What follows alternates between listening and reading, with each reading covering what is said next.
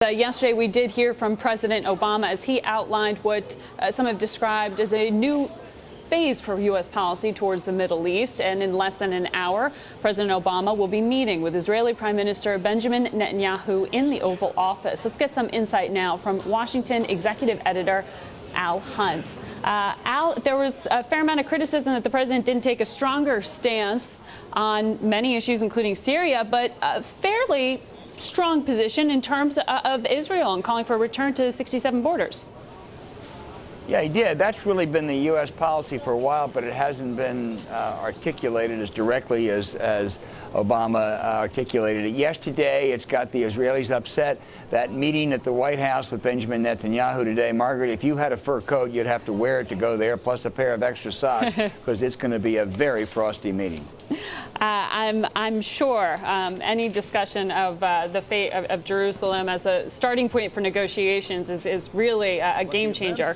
Not what Netanyahu would like to hear, but how much of a game changer was the president's speech for the region overall? Is this really a new phase of engagement in the Middle East? I don't think so. I don't know, but I don't think there'll be as aggressive follow-through as those proponents of an activist U.S. policy would like. The politics are very dicey. The president's already been criticized from both sides here. The chances for success over the next year or so are limited, so I doubt there's going to be an aggressive follow-through. Al, I was listening into Jon Huntsman's interview with ABC and Good Morning America today.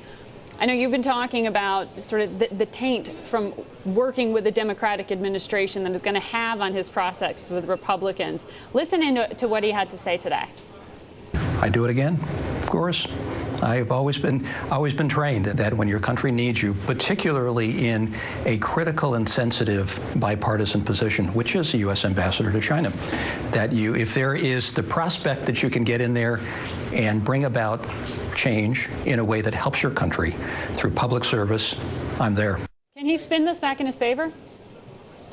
I doubt it very much, Margaret. This is an enormously impressive man, a successful governor, a successful business figure, and a successful diplomat. Two missions, both Singapore and China, very well respected in China.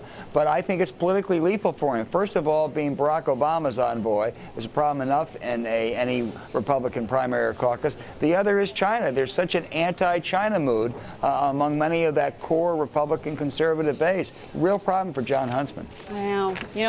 I get a lot of viewer emails about Huntsman because people like his corporate past.